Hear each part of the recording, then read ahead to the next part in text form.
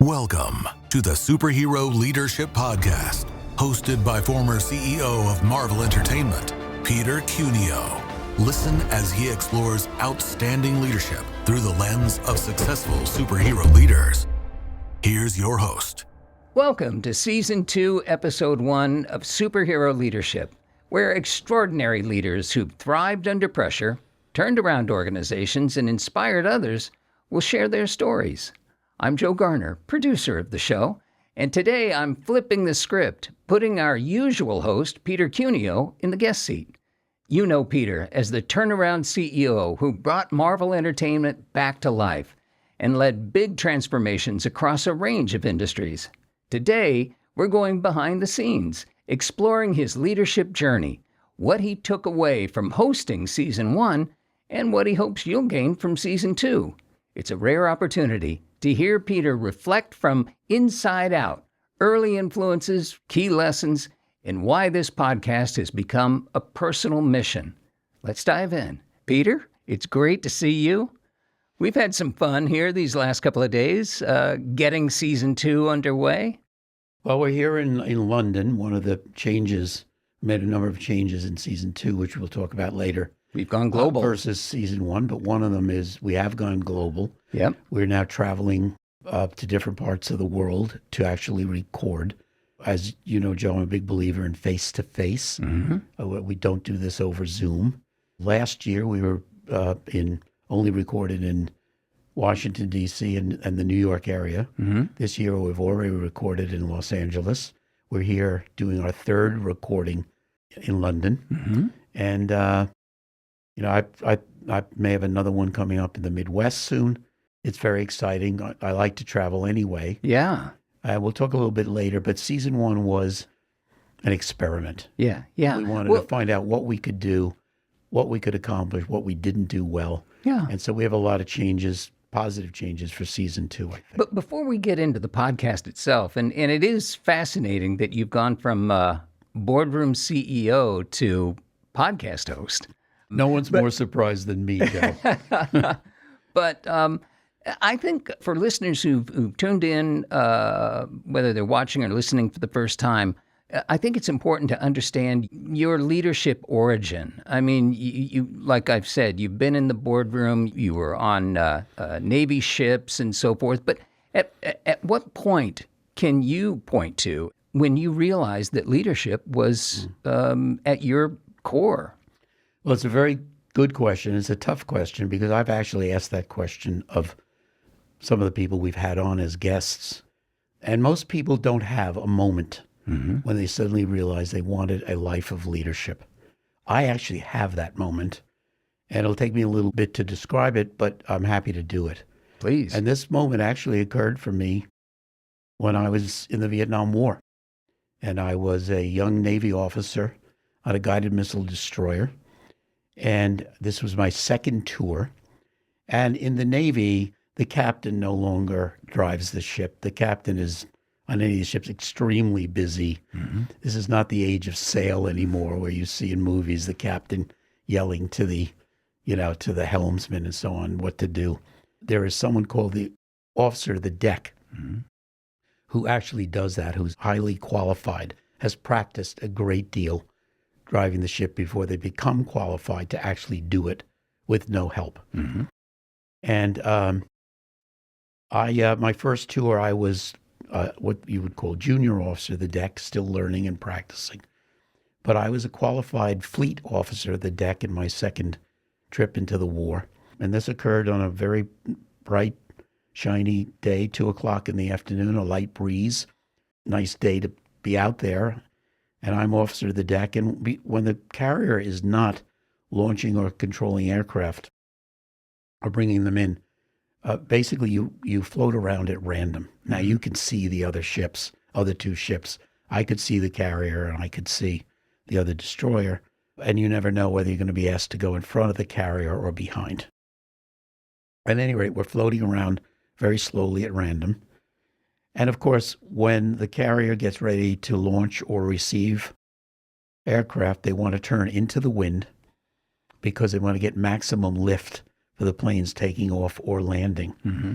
So we're floating around, and we get a message, Fleet Fox, take station 1 mile in trail, meaning one, and the carrier tells us, what course they're coming to go into the wind. And we never know this ahead of time because the wind shifts on a regular basis when you're at sea. As it turns out, the carrier is going to be coming right at my ship because we're downwind from the carrier. And so we're flying down port side. We're about several hundred yards apart from the carrier, which may sound like a lot to our listeners, but actually at big Navy ships on the ocean, it is not a lot because you are 3 seconds away from ramming each other. If you ever had that problem, well, that was not a problem. We were going in opposite directions, and I had to get as quickly possible right on that spot, 2,000 yards in trail. So now I'm ordering left full rudder because we got to turn sharply.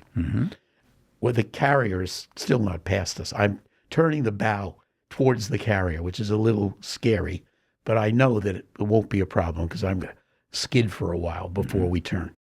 I also realize as I'm starting to turn, as the carrier is passing us, that I'm not going to get in position. My turning radius is too big, the arc. I'm going to be on the other side of the carrier rather than directly behind. I'm going to be 2 miles behind, but not directly. The planes will literally fly right over our ship. And so I have a problem. But I have a trick. And that is because I have 2 propellers.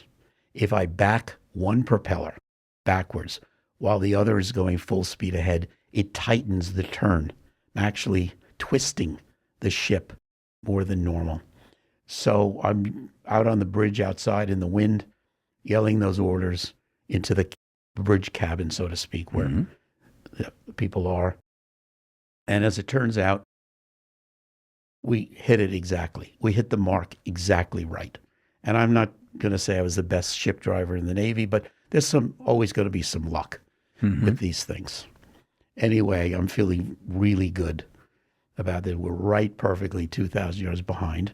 Then I noticed that the aircraft carrier is signaling us. And this is the age where you still signaled between ships by flashing light. But I'm very busy trying to stay in position. And the planes, I can see the F-4 Phantom are starting to come back, and they're turning to come around us and on to the aircraft carrier. So I'm not paying much attention to the flashing light. And but I'm feeling very good about myself. After the flashing light is over and I have a moment, I say to the captain who's on the bridge, "Captain, what were they saying?" And the captain says to me, "Cuneo, that was for you," from their captain of the carrier. I'm going, right. What?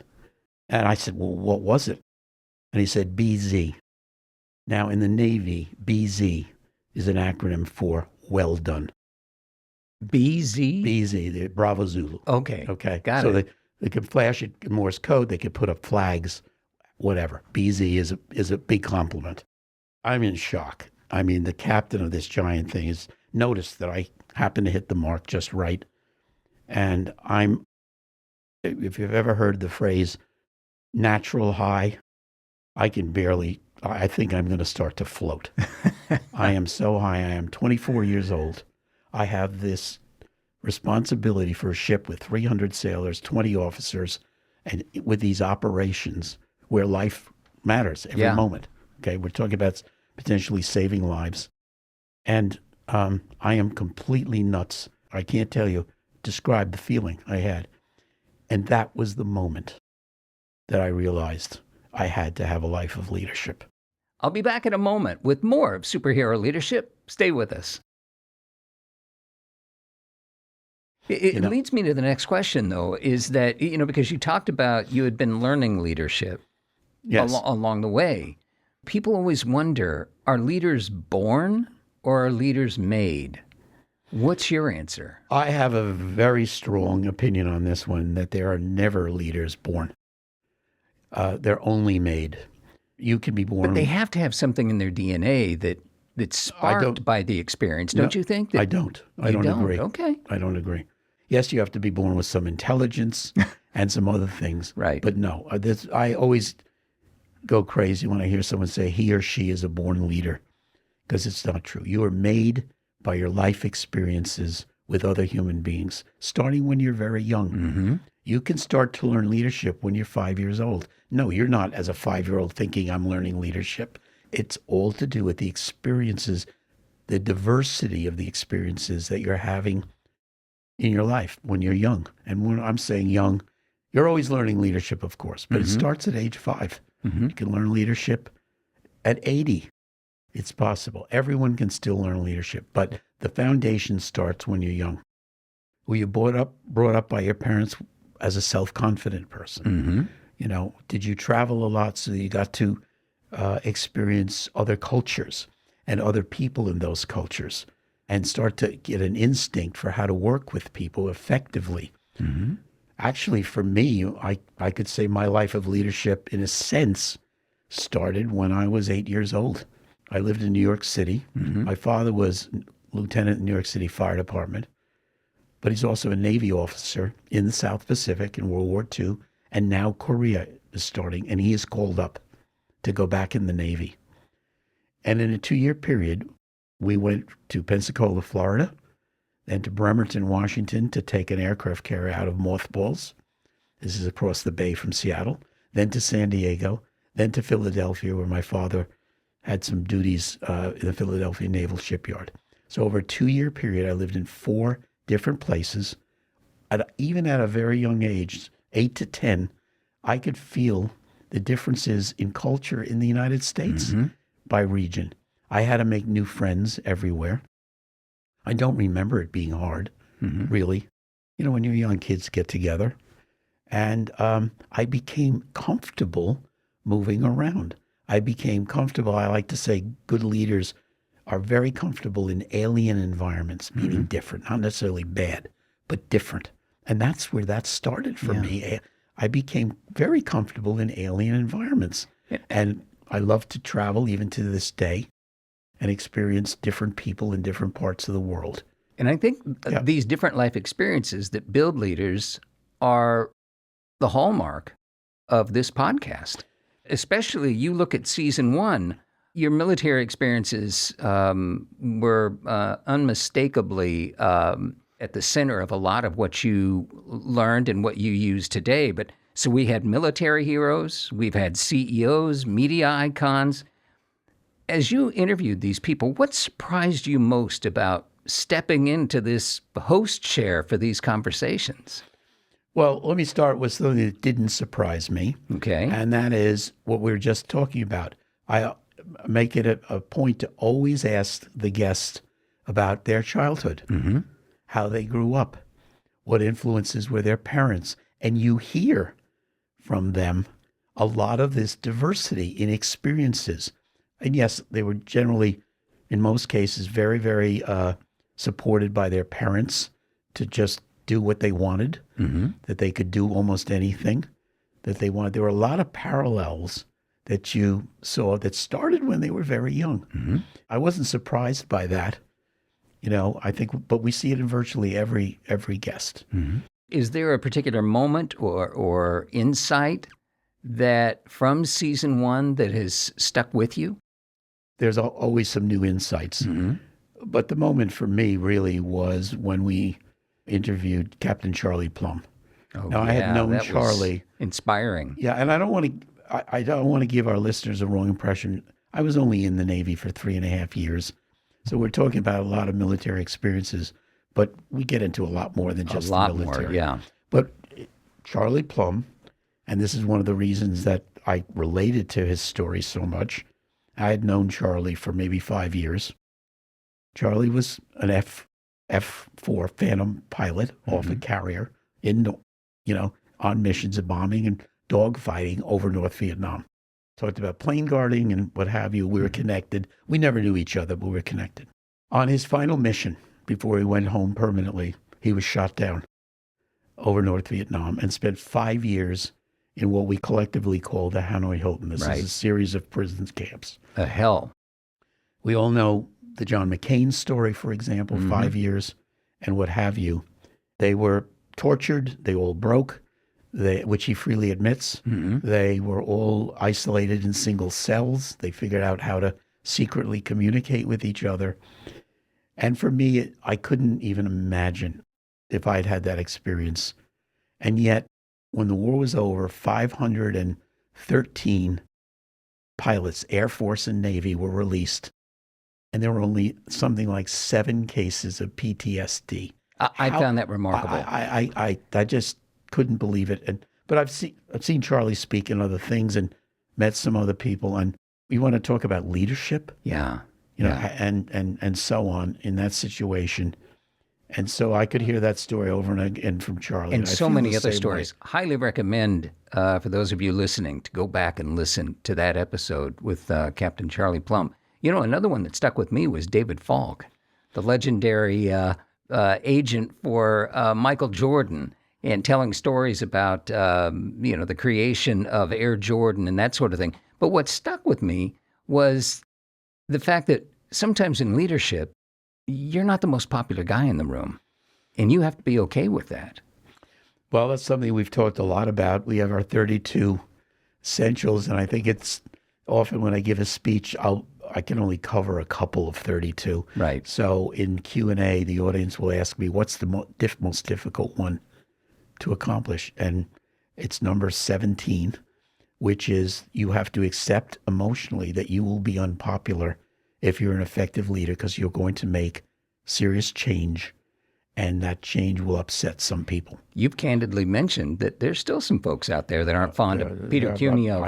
You're not on their Christmas card list. I still occasionally get a call, from people who say, I just met so-and-so, and they were with you 20 years ago at this particular turnaround. And Peter, this person does not like you.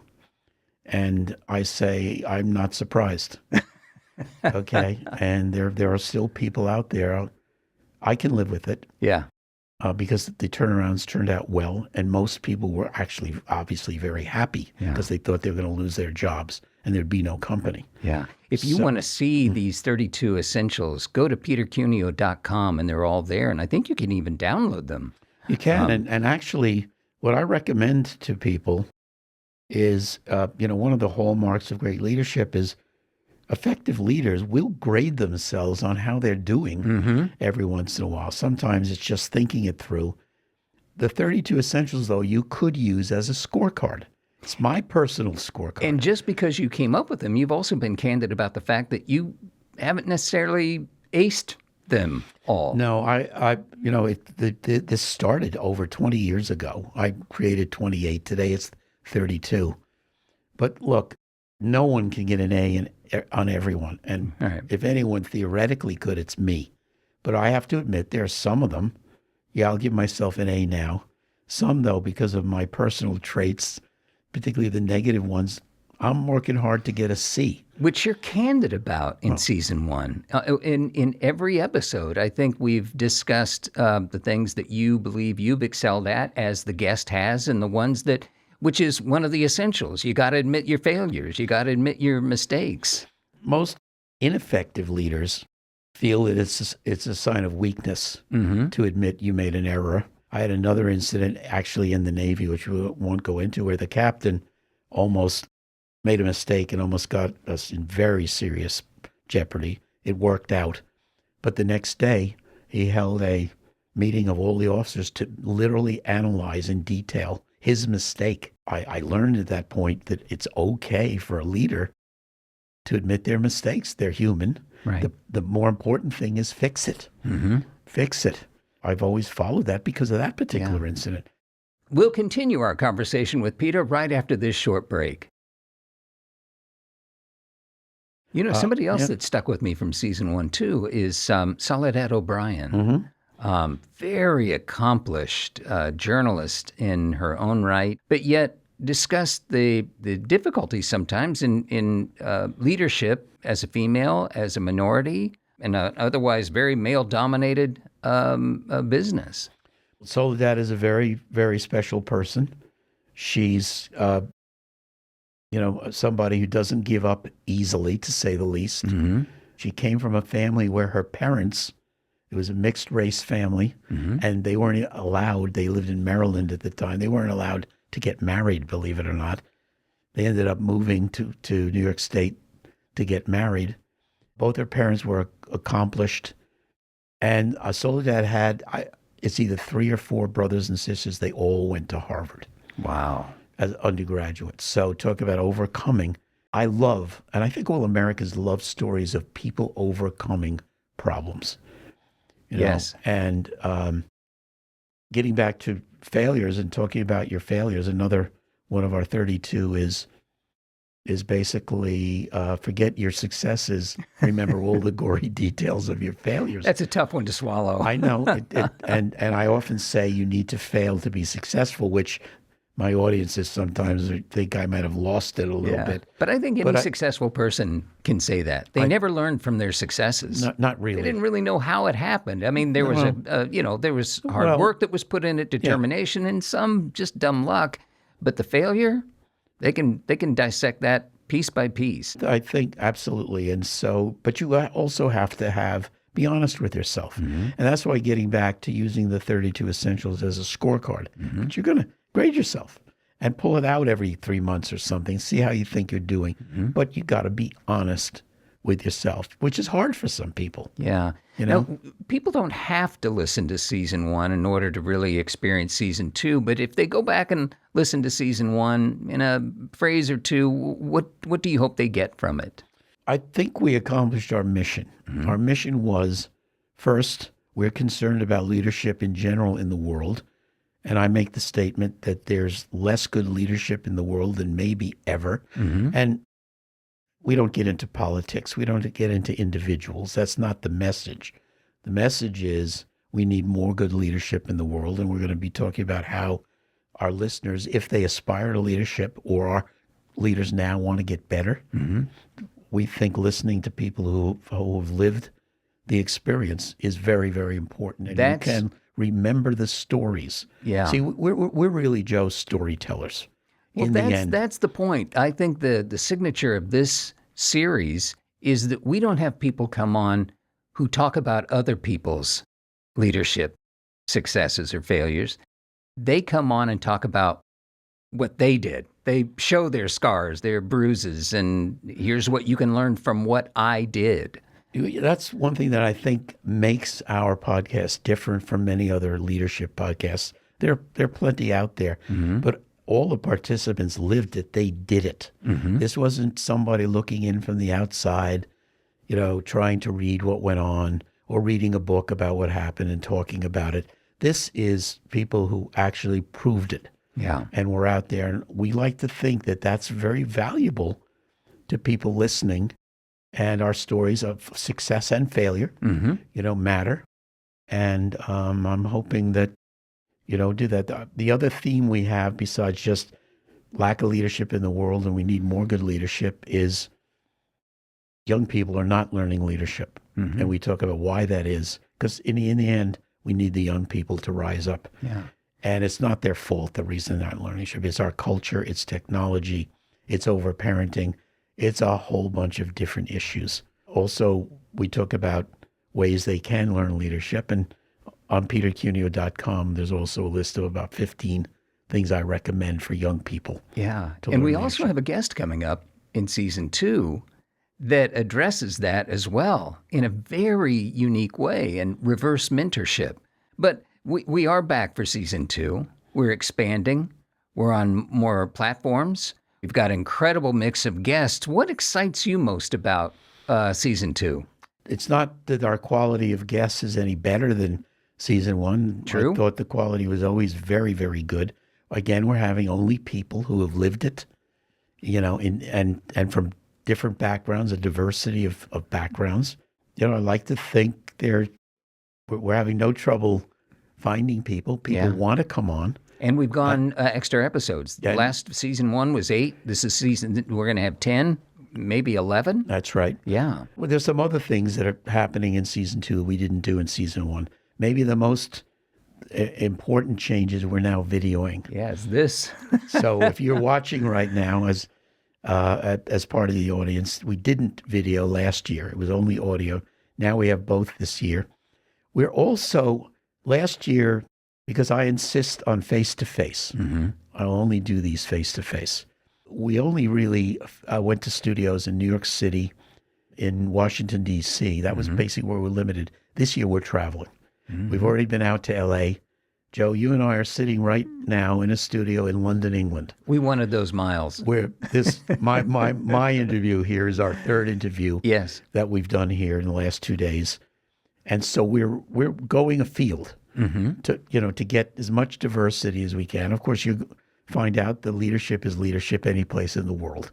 The basics and are I think the it's same. Interesting that our guests, they've complimented you on the fact that you traveled to London to sit down and talk, that you've traveled to Los Angeles to talk. It's impressive. One of the reasons I think young people don't learn leadership is they don't get enough face-to-face diverse experiences with other people. I also think there are a lot of ineffective leaders, and one of the reasons is they don't communicate well. We've talked about the fact that communicating in an organization is kind of a lost art. But when we see people that do it well, it's a real eye-opener. And we talk about, communications as well. I like face-to-face because, frankly, half the communication sitting here with you or any guest is body language. I can't see your body language on a Zoom. I can't see your body language on a phone. Yeah. Body language to me, and it's subconscious with me. I'm not saying, oh, let me see Joe's body language. Yeah. What am Facial I? expression, body language, I've everything. learned over all the years, I have the instincts now to feel it without actually consciously thinking about it. But particularly when I'm with people I don't know very well, the body language really matters. I can tell if they're feeling good about the interview, if they're excited, if I ask something that's tough that they didn't expect. And I'm not trying to ambush any of our guests, Right. Hardly, the opposite. But most of the time, they feel what we talk about with them is this is just a fireside chat with two friends that think of it, forget that we're being taped and that we're talking into a mic. Yeah. And we're just getting to know each other. And that's kind of what's different, too, about season 2. Season 1, a lot of your friends. Yes. You've got a pretty impressive Rolodex, to use an old school term. But, the people that you attracted for season 2 that you didn't know or barely knew, it's been impressive. And the communication, the what we've learned from them is deep and impressive, too. Well, you asked me a little while ago, what have I learned from season 1? And I talked about what I remembered the most with Charlie Plum, although I remember them all very well. But what I have learned is I'm okay with interviewing people. I have some skill to make people feel relaxed because that's the key here, Well, you've had experience doing that in hiring some pretty high-level individuals, so. Yeah, the audience might be interested how we do this because once we've contacted somebody that we know or was recommended to us, and we will, if we don't know them, we'll do an interview, sometimes face-to-face, sometimes I have to admit on Zoom, but it's more about content. We do our homework, and you, as the producer, write questions that we might ask them. So we do submit questions to the guests. I will tell the audience that in 80 to 90% of the time, we never ask the questions because we just get off. I'm sticking to my list. Yeah, okay. Well, you're the producer, Joe. Even though a lot of work went on, I benefit from that background work, even with my friends. Sure. Because I have touch points, things I want to ask about that gets them to come out of any shell they might have. Most of them don't have a shell to start with. But occasionally we run into it. So what I have learned is, you know what? I'm okay with doing these interviews. I feel that they're successful. Yeah. And I had no idea. This was talk about going into an alien environment. I knew nothing about podcasts, Joe. It's all thanks to you. Well. And I knew nothing You're about... a quick study.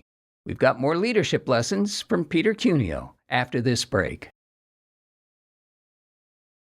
You've been Navy combat, you've been turnaround CEO in boardrooms, and now you're behind a mic. How does this role compare to any role you've had in the past? Well, it's very different, obviously. Yeah. I think we're doing content for a large audience, and so I am concerned about the fact that, that what we're talking about is meaningful and it's not frivolous. I'm very careful about going off either myself or the guest on something frivolous. We know that it's easy to lose your audience on a podcast for various reasons. I certainly want to try to keep the audience listening and watching, for the 40 minutes we typically do. The audience should know that we do record at least an hour of content and we edit down to the best 40 minutes. We don't show everything, although even what we cut is not bad at all. Right. I think we're very productive, but that's how we plan this out. The other thing the audience has to know is we do provide our guests with the edited version of what we're going to put out so that they can comment and make any changes, anything that they might be uncomfortable with. Interestingly, the audience should also know we've never had one change from any of our guests based on what we sent to them to look at. And in fact, I am very happy to say that generally they're very pleased by how it's turned out. Yeah. Well, we set out with a goal of making sure that it's time well spent, that there is little to no fluff. If you tune in, you're going to get what you came for. You're going to get some real hard lessons and insights into the kind of leadership qualities that you can take from the podcast and enact in your own career or life. It doesn't just have to be other executives. They can be leaders, whether you're talking about leading a family, leading in schools, absolutely. every organization. You'll be able to take something away that will help you. Yes, you could be a teacher leading students. You could be head of the PTA for a school. You could be a deacon in your church. You could be whatever form of leadership. All of this should benefit you if you have the time to sit down and think about and listen to what we talk about. It's not just business. Yes, we are weighted to business. It's true. But we try more and more to be as diverse as possible to make the point that it's any leadership job that requires a lot of change, you will benefit from tuning in. So what has being the host of Superhero Leadership taught you about leadership, about people, about yourself? Well, let me talk about recently the most interesting thing I think that's happened, and you mentioned it a little earlier. We're talking about a concept in leadership, fairly new, called reverse mentoring. And our guest, who is the leading disciple in the world for this and is very accomplished, I'm not going to steal her thunder. It is a woman, very dynamic. When I first heard about her and saw her TED Talk, and she has a book also out, I realized if I was honest with myself, what I preach for other people, I had a void in my leadership. And what reverse mentoring is really about is because the generations are so different. And she said, what, change. 5 generations currently in the workforce? It's amazing. Yeah. Amazing. Stunning. That the bosses who typically act as mentors classically need to understand the people that work for them, including the young people. And they probably understand the how, but they don't understand the what. In other words, they understand how these people are motivated, how they behave, but they don't understand why. I've always made a point of saying it's great to, and I like to, in any leadership assignment, spend some time individually with people down the chain. And when I do that, sometimes they'll tell me some things that are very useful. But what I'm learning about in that case is how they do their job. What are the stresses of their job? What do they have to be good at to be good at their job? I don't go the next step. I just heard the other day that you were going to quit, and you didn't think you had to call in to tell us you were quitting. Well, that's an anathema to me. I mean, I can't even imagine that. But I should be able to understand what it is, what's happening there.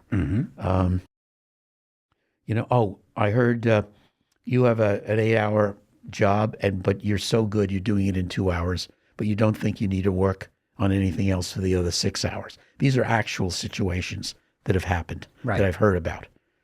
And okay, well, wow, you mean, are you paid 2 hours for the job, which happens to take you 2 hours, or are you paid for 8 hours? Mm-hmm.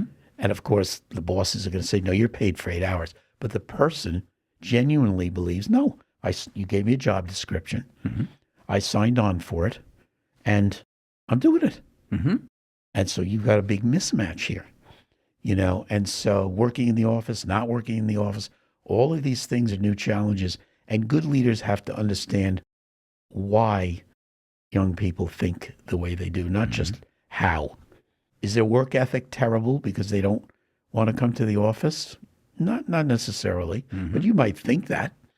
So I need to be mentored by these young people, literally. Right. Yeah. They have to educate me about how they see modern leadership and what works for them, what doesn't work, what can we change, what can we not change. So I've learned that I have a void, and I'm going to work on this. In the minute or two that we have left, just in the world we're living in today, what would be the best leadership advice you can offer? Well, the best leadership advice I could offer is to take risks. It's not easy to take risks, and leadership is not for everybody. Most human beings don't aspire to leadership because of the risk of failure. And with some people, even the risk of failure isn't as big as the risk of upsetting other human beings, which we talked about, being unpopular. There's a natural tendency for human beings, human nature, to want to be liked by all the people in our lives. Of course, that's cool and that's fine. You have to accept, as I talked about before, that you're going to be unpopular. And that's just not for everybody, and that's okay. I sometimes say people like me that do turnarounds, and particularly the severe turnarounds, we're not the normal people. There's something abnormal about us. We're a little crazy, right? Because we're okay. We don't want to upset people, of course not. And we're not going to be abusive to people, but we know that ultimately there's going to be some of that to save the whole organization. Right. To take away is, for those of you listening or viewing, this is the kind of sage advice and insights that you will continue to get from Peter and his guests.